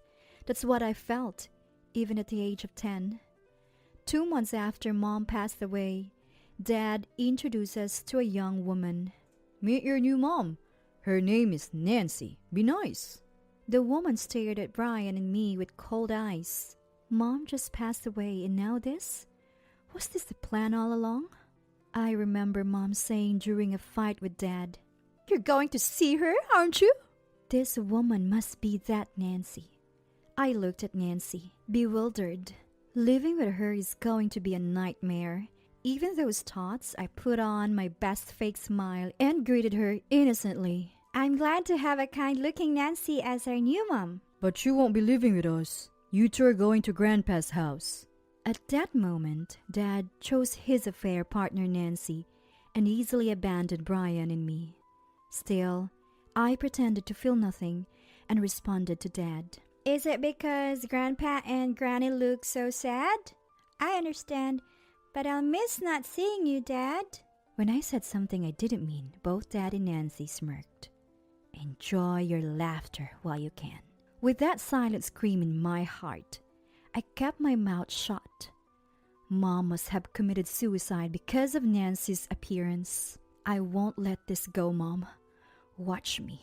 At 10 years old, I decided to take action to help my mom find peace. But back then, I was just a kid in elementary school. I racked my brain, wondering what a child could do, what I should do. First off, while packing to move to my grandparents' house, I also searched through Mom's belongings and Dad's study. I had a feeling that Mom's stuff might get thrown out now that there was a new woman in Dad's life. I found something astonishing, but I didn't know what to do with it at that time, so I quietly tucked it into my bag. And so, we started living with our grandparents. Raising two growing kids must have been tough for them at their age. Grandpa took a job as a security guard, and Granny started working part-time at a supermarket checkout. I did my best to help with chores and take care of my brother Brian, but I was limited in what I could do because of school. Seeing my grandparents struggle financially, I remembered Mom saying she would get alimony and child support from Dad when they're fighting before she passed away. If we had that money, it would make life a bit easier for my grandparents. "Hey, Granny, is he paying child support?" What? Kids shouldn't worry about such things. Granny tried to be vague, not wanting to burden me. But when I pressed her, I found out Dad hadn't given us anything. The grandparents thought they had caused Dad trouble by Mom's suicide, so they didn't charge him anything. Even so, dumping his kids and pretending not to know is just awful. That's unforgivable. I broke open my piggy bank, gathered the coins, and took Brian's hand to board a bus to Dad's office. Once we arrived, we sat down in front of the entrance and started crying. Brian was genuinely scared and crying, but I was faking it. People who looked like Dad's co-workers gathered around and asked, "What's wrong?" "We came to see Dad. We don't have money, so we don't even have food." The crowd looked shocked, but the most shocked was Dad. Why are you two here? After scrutinizing us, he heard from his co-workers what I had said and started sweating profusely. Fine. I'll give you money now. Go home. "Hey, Dad, what's child support? Is it just $10? Dad, who tried to send us away with just a $10 bill, was met with cold stares from the crowd. No, it's $500. I just forgot to pay Grandpa. "So it's $500 for both of us? That's too little." Whispers like raising two kids and $500 these days started circulating. It's $1,000 for both of you. I'll send it now. Go home. "Thanks, Dad. If you forget the child support again, we'll come to your office." From then on, Grandpa received child support every month. Dad, however, became the subject of cold stares at work for abandoning his kids and remarrying a younger woman, and eventually quit his job. He found another job, but it paid less than the previous one. Every time he fell behind on child support, I'd show up at his office, forcing him to change jobs multiple times, each time with a lower salary. The bad rumors about Dad didn't stop at the office. I also took Brian to the homes of Dad's friends and relatives and pretended to cry, saying, "We miss Dad. He never visits." Thus, their reputations worsened, and both Dad and his new wife Nancy became socially isolated. But I wasn't done. I frequently took Brian to visit Dad and Nancy's house for a specific reason. What are you two doing here? "We miss Dad." Brian hugged Dad, who looked genuinely happy, and let us in. Nancy glared at us, but I pretended not to notice and kept smiling. As soon as I entered the living room, I looked around and acted excited. "Mom used to always be here when we were kids. We were all so close."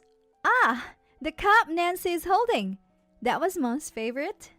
Nancy put the cup down with a disgusted look and never used it again. We started bringing gifts for Father's Day, birthdays, and Valentine's Day. As we visited Dad regularly, the tension between him and Nancy escalated, and we could sometimes hear them arguing. That was my goal. Once Nancy shoved me so hard, I scraped my knee. I exaggeratedly cried out, "Dad, help!" which led to another big fight. Time passed, and I turned 18 and graduated high school.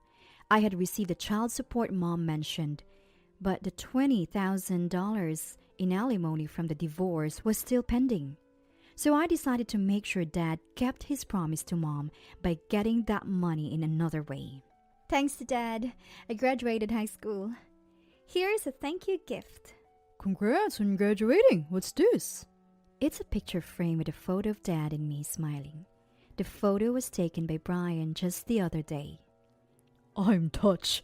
I'll put it right here. With that, Dad placed the photo frame next to the living room TV. "Actually, Dad, I have a favor to ask." I told him that I wanted to go to nursing school after high school and needed $20,000 for it. "I want to become a nurse. I think it would be helpful when it's time to take care of our family." I was thinking of our grandparents, but Dad seemed to assume I'd be taking care of him in his old age. He transferred $20,000 from his savings to my bank card, and I was able to cover my tuition and become a nurse 2 years later. I later found out that divorce settlements and tuition are treated differently, but at the time, I was just happy Dad paid. Now, I'm 20 years old, and it's been 10 years since Mom passed away. Brian and I visited Mom's grave and paid our respects. "Mom, it's been a long wait, but the day to let go of your regrets has finally come. Watch over us." Brian, standing next to me, nodded in agreement. He's grown so much, even surpassing my height. He's become strong and athletic. Actually, I've confided everything to Brian, and he's agreed to help me with what I'm about to do. We arrive at Dad's house, where we've spent many years. Dad greeted us warmly, but we were emotionless. Dad chatted away even though we hadn't asked him anything. Actually, I divorced Nancy after all the fights. But I have you guys. Let's live together in this house again. Did Dad really think we'd be happy about this? But I knew about Dad's divorce because I orchestrated it. I've been waiting for this moment. Who are you? Mia, what are you talking about? You took away our precious Mom's life. I've never considered you my dad. For the past 10 years, I've been patient, just to let go of Mom's regrets. Dad never expected his attitude from me. His face turned pale, and his lips trembled. Your mom committed suicide. Are you trying to say it's my fault? I think there was also a suicide note that said I can't leave. Huh, this is part of that letter? I pulled out a letter that I had found in Dad's study when I was a kid and had kept tucked away ever since. This was a letter Mom wrote to Dad during a time they were fighting over an affair. "I get that your feelings have shifted to Nancy. If you agree to pay the $20,000 settlement and $1,000 monthly child support in the divorce, then let's divorce. Please, let me and Brian live with me if I don't have those kids." This letter is torn off here and missing. The next part probably said I can't go on living, didn't it? When did you? I couldn't find it no matter how much I looked after it went missing. Did Mia hide it? There's no way Mom would leave us and commit suicide. I've always thought that. At that time, I was convinced when I saw this. It was your doing after all. When I presented him the evidence, Dad, who was at a loss for words, suddenly burst out into a disgusting smile. Even if the will was a fake? Isn't it true that Mom committed suicide? Still trying to deceive us? I know what you did, Dad. What? That I killed Mom? There's no evidence anywhere, right? That's what proved it. I pointed to a picture frame next to the TV. It had a hidden camera that sent data to my mobile phone. I took out my phone and played a video. It showed Dad and Nancy in a heated argument before they broke up. In their conversation, they exposed everything. I pushed my wife off the condo to be with you. And I even helped by grabbing her leg. Nancy also furiously accused Dad. You liar! You said we wouldn't have to pay any settlement or child support if she was gone. Mia, what are you doing? Hand it over. Dad, his face red and eyes narrowed, looked demonic as he approached me. Stop! Get your filthy hands off Mia! Brian, now strong and sturdy, twisted Dad's arm. Oh, let go, it hurts. I'll do anything, just forgive me. Dad knelt down, crying and begging for forgiveness, but there was no way we couldn't forgive him. If you'll do anything, then bring our kind Mom back. Kind? My foot. She just nagged me for having a little affair.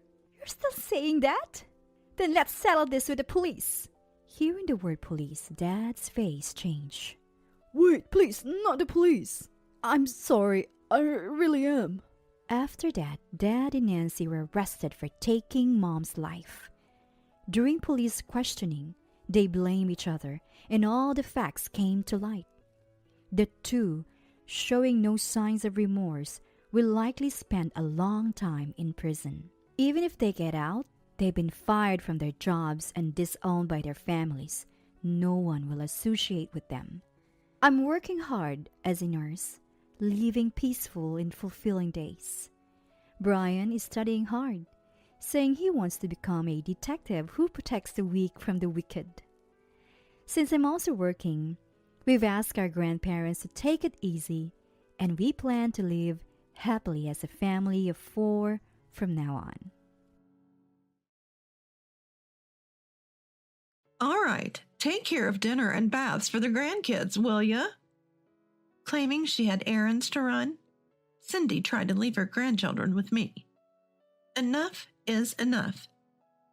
I've been inconvenienced by her time and time again. But what did Cindy just say? Take care of dinner and baths for the grandkids? She thinks I'm some kind of maid. This is ridiculous. I can't take it anymore, so I decide to stand my ground. Looking Cindy square in the eye, I retort. Excuse me? I'm not a nanny, you know? I'm Liliana, 72 years old. My husband, Victor, is a year older than me, 73. We have one daughter. She moved to the big city for a job and has been living in New York ever since. But she does visit us during long holidays. Though she didn't show any signs of getting married, even after turning 35, she finally did last year, giving both Victor and me peace of mind. We thought we'd made the most of the remaining years of our lives, so we decided to build the new house we'd always planned on. I was the one who strongly desired the new house. Being a watercolor painter, I'd always wanted a lovely studio, even though I've made do with a room in our home until now. Our old house was quite outdated. The floors creaked with every step, and the plumbing needed renovation. So we figured we might as well build a new house, customized to our liking. Though I'm past 70, I still have a decent income from opening solo exhibitions and publishing books. Therefore, I financed this new home. I haven't told anyone it's in my name. There's no need to. Since building my dream home, I've been thrilled to paint every day in my gorgeous studio. Victor, though retired, helps out at a friend's farm during the day to keep himself sharp. In the evening, we share a meal in our cozy, wood-accented dining room and then relax in our spacious living room, sipping tea on the sofa. We often talk about how great it was to build this house. However, a dark cloud began to loom about a month after we moved in. My brother-in-law and his wife, upon hearing about our new home, started showing up unannounced. They are Victor's older brother, Randall, and his wife, Cindy. Their house is only a 20-minute drive from ours. While I understand they might be curious about the new place, it's just me at home during the day when they decide to drop by. I've got work to do as well, you know, so frequent visits are really inconvenient to me. The third time my brother-in-law and his wife came over, I tried to gently let them know. I'm working from home, so I can't really entertain guests right now. They replied with, "That's fine, don't worry about us. We'll make ourselves at home." Sure, you might not worry, but I do. I bite my tongue to keep from saying anything. Before long, Cindy starts bringing over her 5 grandkids. My brother-in-law's family has 2 daughters, both married with children. These kids, all 5 of them, range from 1st to 4th grade. I've met them before and they're adorable, but having them make noise while I'm trying to work at home is a different story.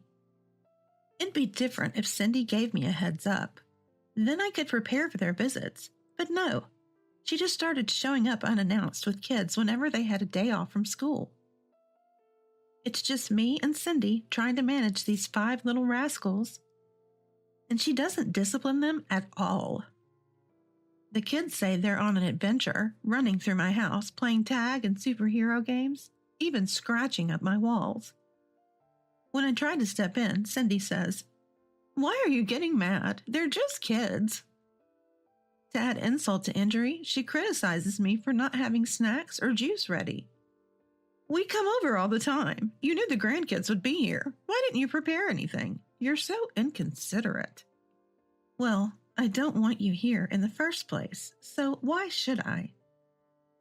Cindy's lax attitude only escalates the children's behavior until they actually walk into my home studio. Thankfully, they didn't touch my work, but that was the day I installed a lock on my studio door. Even with the studio off limits, the rest of my home gets trashed whenever they come over. When I finally asked her to reduce the visits, she told me, "This will be good practice for when you have grandkids." Yeah, right. I won't have 5 all at once, and if they were my grandkids, I'd be keeping an eye on them. Today, after Cindy and the kids left, I let out a sigh. As I looked at the room scattered with toys and candy wrappers. The toys probably came from their home, and the candy must have been given by Cindy. Again? My husband Victor just got home from work and says this to me, visibly frustrated. I get why he's annoyed, but I wish he'd say that to Cindy, not me. He's always been hesitant to speak to his older brother Randall, and the same goes for Cindy. Even when I ask him to do something about Cindy's frequent visits, he shrugs it off, saying, "It's not like they come every day. Taking care of a few kids can't be that hard." When I try to explain how much trouble these little monsters cause, he responds, "They're just kids. If you watch them properly, the house wouldn't get this messy." I guess Victor can say that because he has never taken care of those little monsters. The final word from Victor is this: "Enough already. Hurry up and clean up. You haven't even started making dinner, have you?" Look, I've been busy watching the kids all day. I haven't had a moment to cook. Then one day, Cindy crosses the line.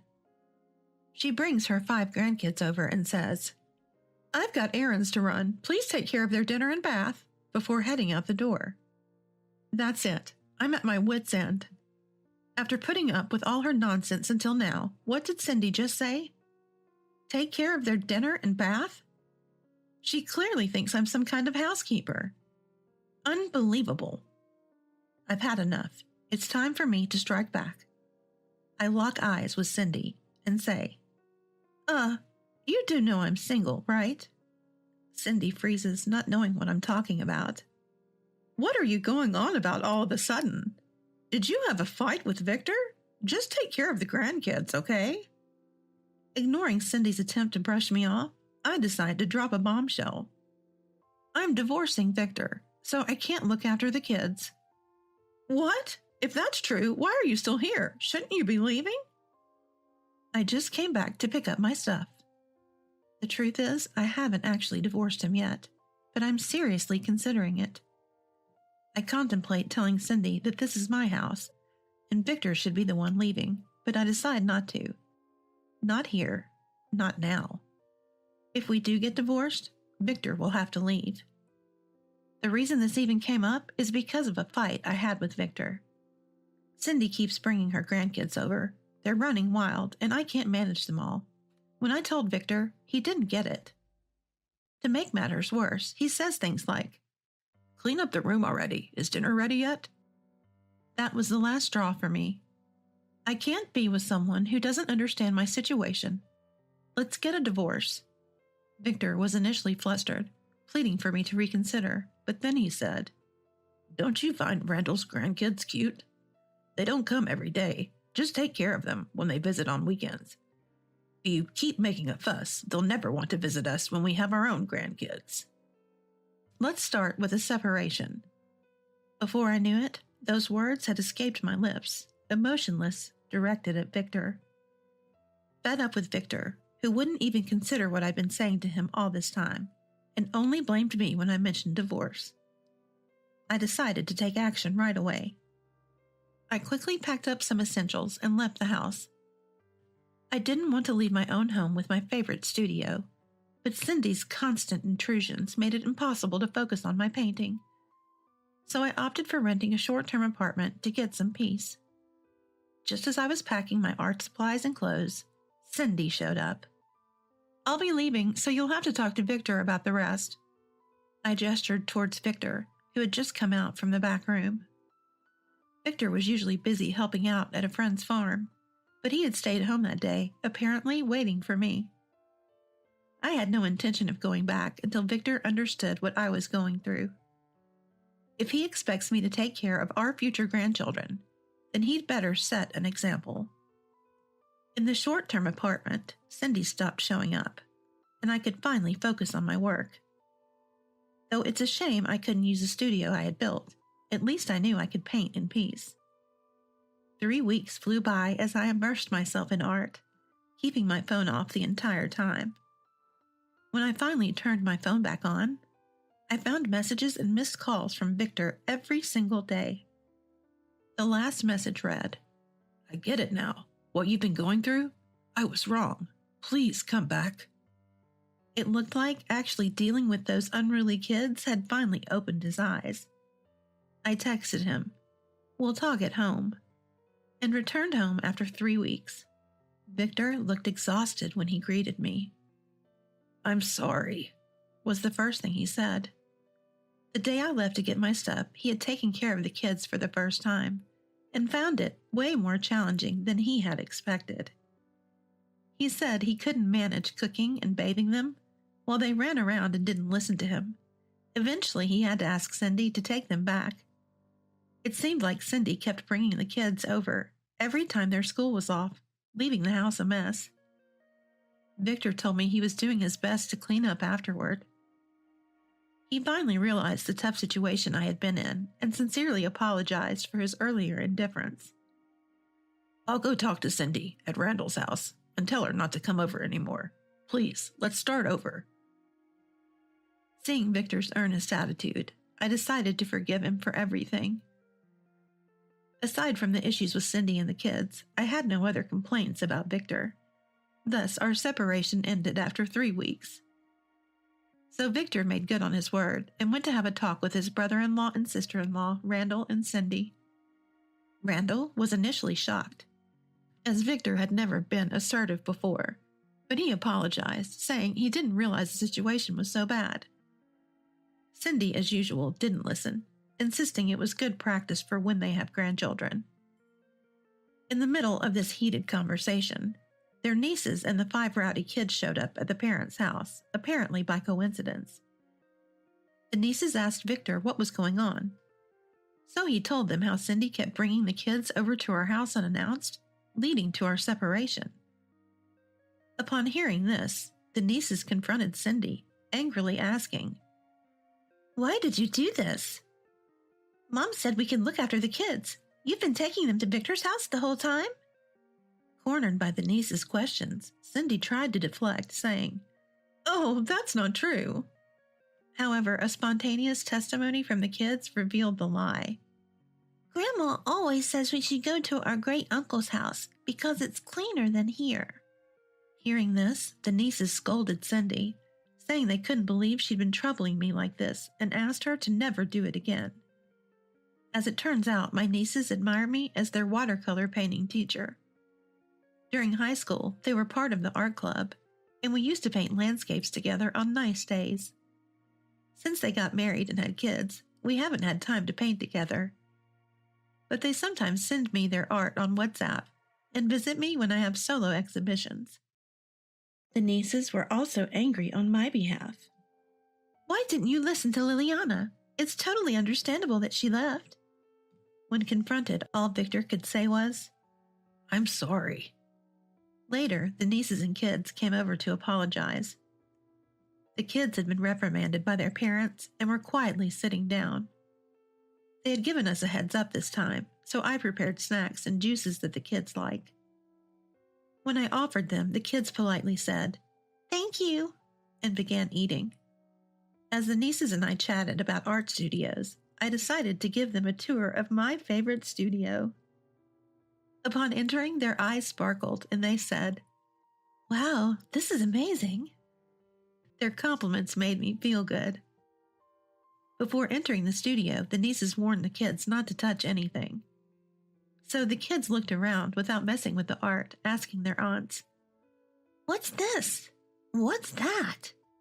After finding out about Cindy's constant visits to our house, the nieces decided to stop taking the kids to their parents' house. I felt a little sorry for Cindy, but apparently she never disciplines her grandchildren. The last time they went to a toy store, she caused a lot of trouble. One of the kids was swinging a toy sword and ended up hitting other products, breaking them and suffering a minor scratch. Typically, it's the parents' fault if their kids break something in a store. However, Cindy angrily confronted the store clerk, saying, "Why do you have breakable items in a toy store? What if a child gets hurt? What are you going to do about it?"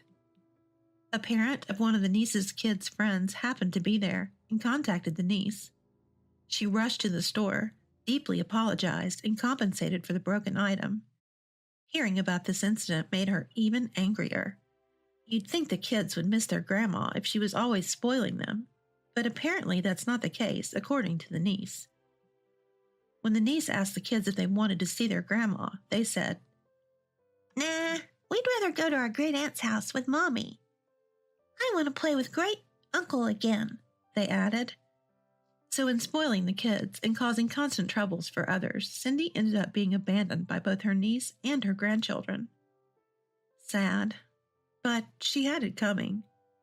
Cindy was so desperate to see her grandkids that she pleaded with the niece, "I won't take them to my son-in-law's place anymore. Just let them visit like before." But the nieces ignored her, thinking she would just cause trouble somewhere else. Then one day, Cindy apparently went to the elementary school to pick up the kids without telling the niece. The school teacher thought she was a kidnapper and called the police. Cindy was quickly released after the nieces explained to the cops, but not without receiving a long lecture from them. She's now even banned from attending school events. We get that it's tough not being able to see the grandkids, but if she really loved them, she shouldn't have pawned them off on us in the first place. Cindy confuses spoiling with loving. Until Cindy can properly care for the children, they won't be visiting her. The nieces have started bringing the kids to our house every now and then. Of course, they ask for my permission beforehand. These once rowdy kids are now quietly drawing pictures. We laid down a vinyl sheet so they won't make a mess, and they're freely drawing with crayons and colored pencils. The nieces are watching them while painting houses. Great aunt, look! One of the kids shows me a drawing of a superhero team. Oh, you're quite the artist, I said. Just then, Victor comes home from work, and 2 of the superhero-loving kids run towards him. He's the villain! They start chasing him around. Victor pleads with the nieces to stop the kids, but they laugh and say, Well, you were the real villain, weren't you? Picking on Liliana. I've reformed now. Help me.